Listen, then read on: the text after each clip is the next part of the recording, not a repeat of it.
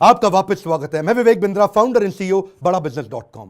आज मैं एक सन्यासी के विषय में बात करूंगा। वीडियो थोड़ा अलग होगा, आज डिफरेंट होगा। सन्यासी के जीवन से पावरफुल बिजनेस लेसन्स। ये एक अलग ही सन्यासी है। हिल डिवाइन ग्रेस अभय चरणारविंद भक्ति वेदांत स्वामी श्रील प्रभुपाद। कौन है श्रील प्रभुपाद? ये इस्कॉन के फाउंडर आचार्य हैं। इस्कॉन का नाम तो लगभग पूरी दुनिया ने सुना है, इनका नाम कम लोगों ने सुना है। स्वामी विवेकानंद को तो लोग जानते हैं, लेकिन इनके बारे में कम जानते हैं। आज कुछ ऐसी अद्भुत बातें बताऊंगा, वीडियो से नजर मत हिला दीजिएगा। श्रील प्रभुपाद से आप दुनिया भर के सारे बिजनेस लेसन सीख सकते हैं। आप पंक्चुअलिटी सीखना चाहते हैं, टाइम मैनेजमेंट, लीडरशिप को कैसे तैयार करें, एक इंस्टीट्यूशन को कैसे स्केल करें, बिना पैसे के एक ऑर्गेनाइजेशन को कैसे बिल्ड करें, सस्टेनेबिलिटी कैसे लाएं, प्रोसेस कैसे लेके आए, पीपल स्किल क्या होते हैं, रैपिड एक्सपेंशन, ग्रोथ, स्पीड, ये कैसे आता है। बंगाल में इनका जन्म हुआ था 1896 के अंदर, और इनकी माता का देहांत हो गया था जब ये 14 साल के थे, 1910 में। ये स्कॉटिश चर्च कॉलेज गए थे। यूरोपियन लेड एजुकेशन थी, शुरू से ही बहुत तेज थे। अंग्रेजी में इन्होंने पढ़ाई करी, लेकिन इन्होंने डिप्लोमा या डिग्री जो भी थी ब्रिटिश को रिस्पॉन्ड करते वक्त इन्होंने इंडिपेंडेंस मूवमेंट पर उसको लेने से अस्वीकार कर दिया। गांधी के नॉन कोऑपरेशन मूवमेंट में ये बहुत बड़े कॉन्ट्रीब्यूटर रहे। ये कोई शुरू से सन्यासी नहीं थे। प्रयागराज इलाहाबाद में इनका खुद का फार्मेसी का बिजनेस था, पर 1922 में जब अपने गुरु से मिले, इनके गुरु इनको देख के पहचान गए कि श्रील प्रभुपाद की अंग्रेजी तो इतनी अच्छी है कि जब ये अंग्रेजी में बोलेंगे तो अंग्रेज भी डिक्शनरी खोल करके उस समय समझेंगे कि अंग्रेजी में बोल क्या रहे हैं। तभी इन्होंने प्रभुपाद को एक आदेश दिया, क्या तुम मेरे लिए एक काम कर सकते हो? तुम्हारे को शास्त्रों में मन भी लगता है और अंग्रेजी भी अच्छी है, तुम भगवत गीता के ज्ञान को अंग्रेजी भाषा में पूरी दुनिया तक पहुंचाओ, क्योंकि हमारे शास्त्रों को दुनिया में कोई नहीं लेके जा रहा, दुनिया की किताबें हमारे देश में आ रही हैं। श्रील प्रभुपाद ने उनकी इंस्ट्रक्शन को दिल से लगा लिया। गुरु मुख पद्मा वाक्या चित्ते कौरिया ऐक्या, के गुरु के मुख से निकले हुए वाक्यों को चित्त के साथ एक कर लो। अंग्रेजी में भगवत गीता को ट्रांसलेट करना शुरू कर दिया। बैक टू गॉडेड किताब लिखते, भगवत गीता को ट्रांसलेट करते। लैपटॉप टाइपराइटर नहीं हुआ करता था, कंप्यूटर नहीं होता था, मैनुअली लिखते थे। एक साल लगा करके इन्होंने कई पेजेस के अंदर भर करके भगवत गीता को ट्रांसलेट किया। एक दिन फैक्ट्री से वापस आ रहे थे, अपने घर पहुंचे। जब घर पहुंचे तो ढूंढने लगे कागज कहां हैं सारे। इतनी मेहनत की, कागज इनको मिल नहीं रहे थे, बड़े परेशान थे उस समय। अपनी धर्मपत्नी से पूछा कि वो कहां है जो मैंने भगवत गीता ट्रांसलेट करी। तो अचानक इनकी पत्नी ने जो बोला, इनके होश उड़ गए। इनकी पत्नी ने कहा, वो सारे तो मैंने कबाड़ी को बेच दिए। बोलो क्यों बेचे? बोला उसके बदले में मैंने चाय खरीद ली, अंग्रेजों ने बताया चाय पीनी चाहिए। प्रभुपाद को बहुत बुरा लगा। अचानक प्रभुपाद ने उनसे पूछ लिया, टी और मी? इनकी पत्नी ने बोल दिया टी। उस दिन उन्होंने अपना घर छोड़ दिया, संन्यास लेने की तैयारी करी। वहां से जाकर के इन्होंने फिर से भगवत गीता लिखनी शुरू करी। बाद में ये वृंदावन चले गए, कई साल वृंदावन रहे, भगवत गीता लिखी, उसकी तैयारी करी। ये पहले से जानते थे कि दुनिया का नंबर 1 देश अमेरिका और अमेरिका का नंबर 1 शहर न्यूयॉर्क, तो मैं शुरुआत न्यूयॉर्क से ही करूंगा। थोड़ा इमेजिन करिए, 70 साल का किसी बूढ़े व्यक्ति का चित्र लेके आइए अपने मन में। 70 साल की उम्र में 32 दिन की जहाज की लंबी यात्रा, जिसमें रास्ते में इनको 2 बार हार्ट अटैक आ गया। कुछ केवल साथ में $7 लेके कुछ किताबें लेकर निकल पड़े। वहां कोई इनको जानता नहीं था। ये जानते थे कि मैं अकेला हूं और मैं सब कुछ नहीं कर सकता। मैं सब कुछ नहीं कर सकता इसका मतलब ये थोड़ी कि मैं कुछ भी नहीं कर सकता। मैं सब कुछ नहीं कर सकता इसका मतलब यह नहीं कि मैं कुछ भी नहीं कर सकता, क्योंकि मैं कुछ कर सकता हूं तो मैं कुछ कर लूंगा, और कुछ कुछ कर करके मैं सब कुछ भी कर दूंगा। और वो हिम्मत लेकर के निकल पड़े। वहां पहुंचे टॉम्स्किन स्क्वायर पार्क न्यूयॉर्क के अंदर। उन दिनों वियतनामीज और यूएस का वॉर चल रहा था, जिसके कारण वहां बहुत हिप्पीज आ गए थे।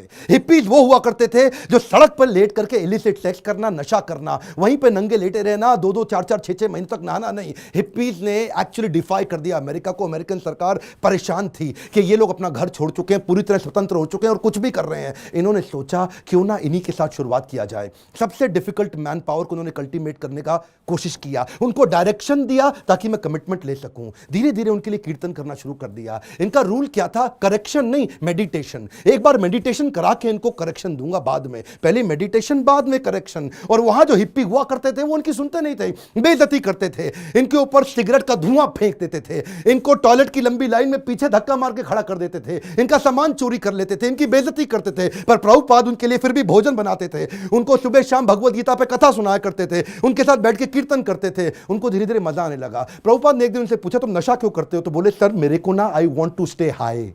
मैं नशा क्यों करता हूं? मुझको अच्छा लगता है, I want to stay high. तो प्रभुपाद ने कहा, मैं तुमको ऐसा नशा दूंगा which will keep you high forever. उन्होंने बोला, ऐसा नशा है आपके पास? बोले, वो कौन सा नशा है? बोले, हरिनाम का नशा है। मैं तुमको हरि नाम लेना सिखाऊंगा, मैं तुम्हें भगवत गीता पढ़ना सिखाऊंगा। अगर तुम कृष्ण के आदेशों को समझ गए तो वो सबसे ऊंचा नशा है। जिसको वो नशा लग गया आध्यात्मिक जीवन का, तो भौतिक जीवन के नशे उसके सामने बहुत छोटे पड़ जाएंगे। धीरे धीरे लोगों ने उनकी बात सुननी शुरू करी। ये लोग अपना घर बार पहले ही छोड़ चुके थे। प्रभुपाद को समझ में आ गया ऐसी मैन पावर जिसका कहीं दुनिया में अटैचमेंट नहीं, उनको कल्टीवेट कर गया तो ये मेरे मूवमेंट को पूरी दुनिया में फैला सकेंगे। ये अंग्रेज है और अंग्रेजों की बात पूरी दुनिया जानती है, इसीलिए हंट द राइनोसरस अगर शिकार करना है तो गेंडे का शिकार करो। प्रभुपाद ने सबसे कठिन मुद्दा उठाया और उसके बाद अमेरिका की सरकार भी प्रभुपाद को धन्यवाद करती थी कि तुमने ऐसे लोगों को नशा छुड़वा दिया। वो सारे हिप्पी हैप्पी बन गए। क्या, कम ऑन, दोबारा सुनिए, हिप्पीज को हैप्पी बना दिया इन्होंने। कैसे हैप्पी बनाया? उनको गुलाब जामुन बना बना के अपने हाथ से खिलाते थे, उनको कथा सुनाते थे और धीरे धीरे उनका हृदय में परिवर्तन आया। और वहीं से प्रभुपाद ने, ये लीडर्स ऑफ लीडिंग लीडर थे प्रभुपाद, मेरी बात सुनिए, एम्पावर करते थे, लीडर्स ऑफ लीडिंग लीडर। इतना विश्वास डाला उनमें, इतना ट्रस्ट डाला उनमें कि उनको बोला यहां से तुम मेरे सारे शिष्य बन चुके हो। 10,000 शिष्य उन्होंने बनाए धीरे धीरे करके यूएस के अंदर। 2 को उन्होंने भेजा यूरोप में, 2 को भेजा अफ्रीका, फिर 2 को ऑस्ट्रेलिया, फिर 2 को रशिया, फिर 2 को इंडिया। ऐसा करते करते उन्होंने सब जगह लोगों को अलग अलग भेजा और बोला अब इस भगवत गीता को तुम लेके जाओ। मैंने तुमको सिखाया, अब तुम दूसरों को सिखाओ। 1965 से 1977 तक लगभग 11-12 साल इन्होंने पूरी तरह अपने आप को झोंक दिया। पैसे की कमी थी इनके पास, सोचा पैसा नहीं है तो अगरबत्ती, पूजा में काम आने वाली अगरबत्ती का बिजनेस इन्होंने अपने शिष्य को करना समझाया। लगभग 3 सालों के अंदर $1 मिलियन का रेवेन्यू आना शुरू हो गया अगरबत्ती के बिजनेस से। किताबें इन्होंने तेजी से लिखनी शुरू कर दी। 5.5 करोड़ किताबें इन्होंने इस दौरान पूरी दुनिया के अंदर बांटी। किताबें बेच करके कुछ फंड रेज किया जिससे इन्होंने मंदिर बनाने का प्रयास किया। अपने शिष्यों को समझाया, उनको सिखाया। वो किताबों को 25 भाषाओं में पूरी दुनिया के अंदर ट्रांसलेट किया। उन दिनों क्या हुआ, सब लोग, अंग्रेज लोग पूरी दुनिया में इनको देख रहे थे। ये कौन इंडियन सन्यासी आया है जिसने भगवत गीता, कृष्ण अर्जुन, जिसकी कोई जानकारी नहीं किसी को, लेकिन गोरे काले हर धर्म के लोग सीखने लग गए। ये रिलीजन से आगे लेकर के चले गए। इन्होंने कहा रिलीजन नहीं, मैं स्पिरिचुअलिटी की बात कर रहा हूं। उसी दौरान एक रिपोर्टर इनके पास आया, बोला Swami ji, India has a factory of producing God. Every weekend a God comes from India and says that I will make you God, start funding me, come on. तो स्वामी जी हैरान हो गए। बोला Swami ji, are you also God? क्या स्वामी जी तुम भी भगवान हो? तो प्रभुपाद ने बोला नहीं नहीं, मैं भगवान नहीं हूं, मैं भगवान का नौकर हूं। तो वो हैरान हो गया। पहली बार कोई ऐसा व्यक्ति आया हिंदुस्तान से जो बोला मैं भगवान नहीं हूं, भगवान का नौकर हूं। तो प्रभुपाद ने बोला नहीं, मुझसे गलती हो गई, मैं भगवान का नौकर भी नहीं हूं, मैं भगवान का नौकर बनने का प्रयास कर रहा हूं। I am all a servant of God, but it is for you to recognize. सारे अमेरिका के अंदर अखबारों में छप गया कि पहली बारी कोई ऐसा इंडियन आया जो बताता है I am trying to become servant of God, I am not God. उन्हीं दिनों हेनरी फोर्ड के पोते एल्फ्रेड फोर्ड इनसे मिलने के लिए आए। हेनरी फोर्ड का नाम बहुत हुआ करता था पृथ्वी के अंदर। प्रभुपाद कम बोलते थे, लिमिटेड बोलते थे। जब एल्फ्रेड फोर्ड इनसे मिलने आए तो प्रभुपाद ने केवल उनसे एक ही क्वेश्चन पूछा, where is Henry Ford now? अब हेनरी फोर्ड जीवित नहीं थे, बस केवल उनकी आंखों में आंख डाल के प्रश्न पूछा। एल्फ्रेड फोर्ड उसी समय घबरा गए। उनको समझ आ गया कि ये जीवन किसी के लिए नहीं है, कोई नहीं बचने वाला यहाँ पे। और उसी दिन उन्होंने प्रभुपाद को सरेंडर कर दिया और उनसे कहा मुझे भी भगवत गीता सिखाइए। ये ऐसे संत सन्यासी है जिनके कारण आज पूरी दुनिया के अंदर सैकड़ों हजारों ऐसे मंदिर बने जहां भगवत गीता पढ़ाई जा रही है, सिखाई जा रही है। पाकिस्तान जहां कुछ भी हो रहा हो, लेकिन आज भी इस्कॉन के 12 मंदिर है पाकिस्तान में जहां रोज शाम को भगवत गीता पे कथा की जाती है। ये बड़ा अनइमेजिनेबल था कि कुछ ही सालों के अंदर इन्होंने 6 महाद्वीप, 6 कॉन्टिनेंट के अंदर 108 मंदिर बना दिए। ये तब किया जब वेंचर कैपिटल नहीं था, कोई एंजल फंड नहीं था, प्राइवेट इक्विटी नहीं था, कोई आईपीओ नहीं निकाला, कोई बैंक लोन नहीं है, कंप्लीटली बूटस्ट्रैप्ड, सैलरी देने का पैसा नहीं है, लाइफ टाइम वॉलंटियर्स इकट्ठे किए। 10,000 उन दिनों इन्होंने अपने शिष्यों को लेटर पे लिख लिख के बात किया। इमेजिन करिए, कम्युनिकेशन बहुत स्लो था। मैं सोचता हूं कई बार अगर प्रभुपाद आज होते ना तो भगवत गीता इंडिया की राष्ट्र पुस्तक नहीं होती, पूरे विश्व के अंदर होती। इतनी स्पीड थी प्रभुपाद की। उस समय जब अपने शिष्यों से बात करते थे तो न्यूयॉर्क से साउथ अफ्रीका चिट्ठी भेजते थे। वो चिट्ठी में प्रश्न पूछता था, जवाब देते थे, फिर चिट्ठी वापस आती थी, फिर उसका उत्तर देते थे। इमेजिन करिए 10,000 ऐसे लेटर लिखे इन्होंने, कितना समय की कमी रहा होगा। इनके इतने सारे philosophical issues, managerial issues, personal issues, professional issues, सब पे गाइड किया करते थे। व्हाट्सएप नहीं था, कम्युनिकेशन नहीं था, वहां पे फ्लाइट तेज नहीं जाती थी। बावजूद उसके इन्होंने 12 साल के अंदर 15 बार पूरी पृथ्वी का भ्रमण किया। एक बात समझिए, sales is not about selling, it is about building trust in education. Building trust in education. विश्वास बढ़ाओ, एजुकेट करो, विश्वास बढ़ाओ, एजुकेट करो। दुनिया भर में इतना विश्वास बढ़ा दिया, एजुकेशन बढ़ा दिया भगवत गीता के बारे में कि बीटल्स, जो उस समय बहुत फेमस हुआ करता था, बीटल्स के जॉर्ज हैरिसन ने अपना 70 एकड़ का फार्म वॉटफोर्ड में लंदन के नजदीक इनको डोनेट कर दिया। वो इनका शिष्य बन गया और अपने रॉकस्टार गानों के साथ साथ कीर्तन करने लग गया, हरे कृष्णा। उन्हीं दिनों प्रभुपाद जी साथ साथ इतनी किताबें लिखना चाहते थे, जानते थे मैं बूढ़ा हो गया हूं, सारी चीजें लिख के चला जाऊं ताकि लोग उसको आसानी से फॉलो कर सकें। उन्होंने खुद से लिखना बंद कर दिया, डिक्टाफोन ले लिया। डिक्टाफोन जानते क्या होता है? उस पर ये रिकॉर्ड करते थे और चलते चलते रिकॉर्ड करते थे, बैठे बैठे रिकॉर्ड करते थे। 24 घंटे में से 22 घंटा सेवा करते थे, 2 घंटा आराम करते थे। अनइमेजिनेबल है, मैं थोड़ा आपको बता रहा हूं फिर से, इसको मत मिस करिएगा। 24 में से दुनिया जानती है प्रभुपाद 22 घंटा सेवा करते थे, 2 घंटा रात को 10 से 12 तक आराम करते थे, रात को 12 से सुबह 4 बजे तक किताबें ट्रांसलेट किया करते थे, क्योंकि इनके गुरु का आदेश था किताबें ट्रांसलेट कर करके रिकॉर्ड करते थे उसको, जानते थे मैं लिखूंगा टाइप करूंगा टाइम लगेगा, शिष्यों को बोलते थे तुम रिकॉर्डिंग को सुनो उसको टाइप करो। उसी समय टेक्नोलॉजी का इस्तेमाल करते थे। डिक्टाफोन के बाद माइक्रोफोन आया, माइक्रोफोन पे करने लगे। सुबह की साधना करते, मंदिर में मंगल आरती करने के बाद, जब करने के बाद जब बाहर वॉक करने निकलते 1 घंटा वॉक करते, शिष्य को साथ में लेते, उस समय फिर से ट्रांसलेट करते, शिष्य माइक पकड़ के चलते रहते, ये मॉर्निंग वॉक पे फिर से ट्रांसलेट करते। जानते थे इनके पास समय कम था। प्रभुपाद ने अपने 12 साल के अंदर वो काम किया जो कि बिल्कुल अकल्पनीय है। इसमें मैं आपको एक बात सिखाना चाहता हूं, इसको बोलते हैं EFA, elephantine focused advantage. Elephantine focused advantage, इसको बोलते हैं अव्यर्थ कालत्वम। संस्कृत का शब्द है अव्यर्थ कालत्वम, यानी कि इतना सा भी समय वेस्ट नहीं करना, ऑब्सेसिव अटेंशन टू डिटेल। और इसको क्या कहते हैं OAD, obsessive attention to detail. हाथी के बराबर हाथी शब्द इस्तेमाल किया गया, एलिफेंटाइन फोकस, क्योंकि लगना चाहिए आपको बहुत भयंकर फोकस है ये। मेरा एक दोस्त है, वो मुझे क्या कहता है कि यार विवेक, मेरे को 12 साल लग गए एक फैक्ट्री को 2 फैक्ट्री बनाने में। सुनिएगा, 12 साल लगे एक फैक्ट्री को 2 फैक्ट्री बनाने में, जिसमें मैंने बहुत पैसा लगाया। प्रभुपाद बिना पैसे के एक मंदिर को 108 मंदिर बना दिया 12 साल के अंदर। ये किया कैसे? बिना तनख्वाह दिए। मैं इतनी तनख्वाह दे रहा हूं, लोग काम नहीं कर रहे, ये बिना तनख्वाह के लोगों से इतना काम करा लेते हैं। इसी को बोलते हैं कि वैकुंठ से जब व्यक्ति आता है और ऐसी लीडरशिप बिल्ड करता है, ऐसी लीडरशिप वाला व्यक्ति इतना एम्पावर कर देगा कि एक ऑर्डिनरी आदमी से एक्स्ट्रा ऑर्डिनरी काम करा जाएगा। जब जेब में पैसा हो तो स्पीड आ जाती है। सुनिएगा ध्यान से, जब जेब में पैसा हो तो स्पीड तो आ ही जाती है, लेकिन प्रभुपाद की जेब में पैसा नहीं था। ये थोड़ा सा अनइमेजिनेबल केस स्टडी है कि लो कॉस्ट हाई स्पीड। सुनिएगा ध्यान से, बिना पैसा लगाए लो कॉस्ट पे हाई स्पीड कैसे बिल्ड करें? इसका तरीका क्या है? अर्जेंसी और पीपल स्किल। प्रभुपाद अद्भुत व्यक्ति थे। अर्जेंसी और पीपल स्किल। शिष्य तंग करते थे, शिष्य गलतियां करते थे, प्रभुपाद टॉलरेट करते थे पीपल स्किल के साथ में। शिष्य इनको बहुत दुखी करते थे, प्रभुपाद टॉलरेट करते थे पीपल स्किल के साथ में। स्पीड बनाए रखी पीपल स्किल के साथ में। लोग दुखी भी नहीं होते थे, स्ट्रेस भी नहीं होते थे, क्योंकि प्रभुपाद प्रेम इतना देते थे। उनका प्रेम एक समुद्र की तरह था। श्री गुरु करुणा सिंधु, ऐसा करुणा का सिंधु सागर थे ये। इन्होंने एक बार जब ये अपने शिष्यों को लेकर के रथ यात्रा ज्वाइन करने गए जगन्नाथपुरी के अंदर, तो वहां पे मंदिर के अंदर अंग्रेजों को जाना मना है। हिंदू मंदिर है, वो कहते हैं अंग्रेज को, लोगों को हम नहीं, क्रिश्चियंस को अंदर जाने देंगे। प्रभुपाद ने बोला अगर तुम मुझे जगन्नाथ जी के दर्शन करने नहीं जाने दोगे, मैं जगन्नाथ जी को पूरी दुनिया में ले जाऊंगा। उसके बाद उन्होंने रथ यात्रा करनी शुरू करी और वहां से पूरी दुनिया में रथ यात्रा का प्रचलन चालू हो गया। प्रभुपाद वो पहले व्यक्ति थे जिन्होंने आज पूरी पृथ्वी पर रथ यात्रा और जगन्नाथ जी के दर्शन कराने शुरू किए। यहां पे ये रुके नहीं, इसके बाद उन्होंने सोशल और चैरिटेबल काम भी किए। World largest vegetarian food relief program शुरू किया जिसका नाम है फूड फॉर लाइफ।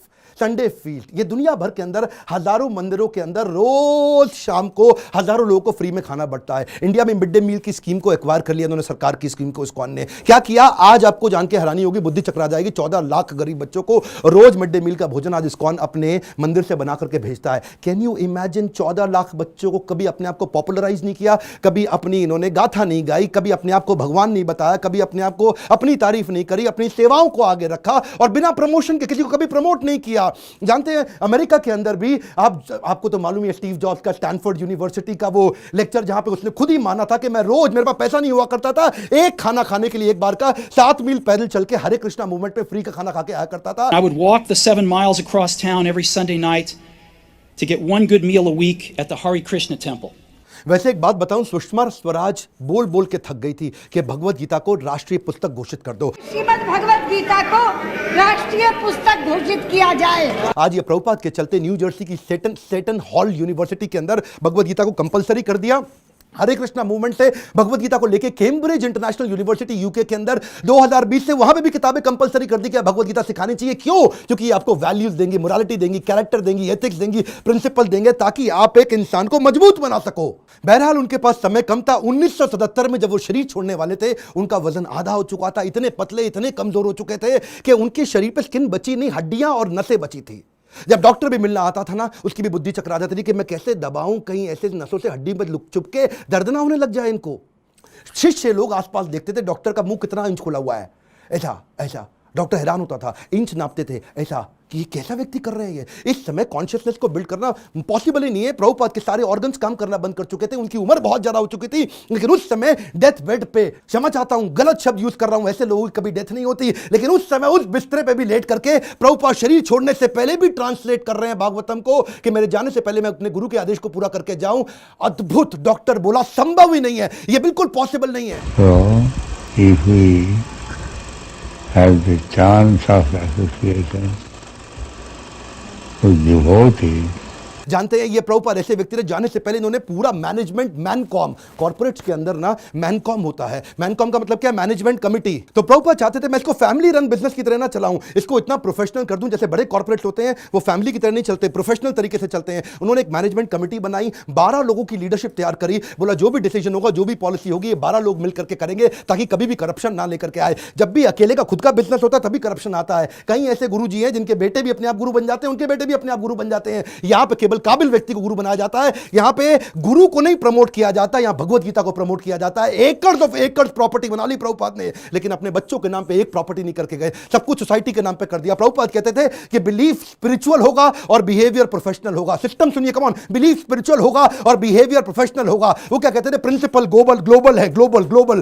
प्रिंसिपल पूरी दुनिया में एक जैसे होंगे, लेकिन रिसोर्सेज लोकल होंगे। अगर आपको पैसा चाहिए तो लोकल जगह से रेज करो, लोकल जगह पे खर्च करो। पैसा ना इस देश से उस देश जाएगा, ना उस देश से इस देश आएगा। प्रिंसिपल ग्लोबल होंगे और खर्चा रिसोर्सेज लोकल होंगे। यही मैं आपको बताना चाहता हूं। अगर इस प्रकार की लीडरशिप आप बिल्ड कर सके तो आपको जिंदगी के अंदर इसके लिए लीडरशिप क्वालिटी चाहिए, और वही मैं सिखाता हूं अपने प्रोग्राम्स के अंदर। इसको बोलते हैं लीडर, जिससे आप सारे स्पिरिचुअल भी और बिजनेस भी सारे लेसन एक साल ले सकते हो। रियल लीडरशिप वीडियो को डाउनलोड व्हाट्सएप पे करके पूरे देश में पहुंचाइए। स्वामी विवेकानंद को जानते हैं, श्रील प्रभुपाद को भी पहुंचाएंगे पूरी दुनिया के अंदर। भारत रत्न मिलना चाहिए ऐसे व्यक्ति को, ये मेरी आपसे प्रार्थना है। बहुत सीरियस हूं मैं आज, मैं अपने दिल से बोल रहा हूं। आज इनका जन्मदिन है। आज सारे व्हाट्सएप ग्रुप में, सारे फेसबुक ग्रुप में, अपने यूट्यूब चैनल पे इस वीडियो को निकाल के अपलोड करिए, पूरी दुनिया में पहुंचाइए। प्रभुपाद जी के बारे में पता चलना चाहिए। और अगर आपको वीडियो कहीं से मिला है, चैनल सब्सक्राइब करके बेल आइकॉन हिट करिए, ताकि ऐसे वीडियो आपसे मिस ना हो सके। मेरे साथ जुड़े रहने के लिए, हर बार वापस आने के लिए आप सबका दिल से धन्यवाद।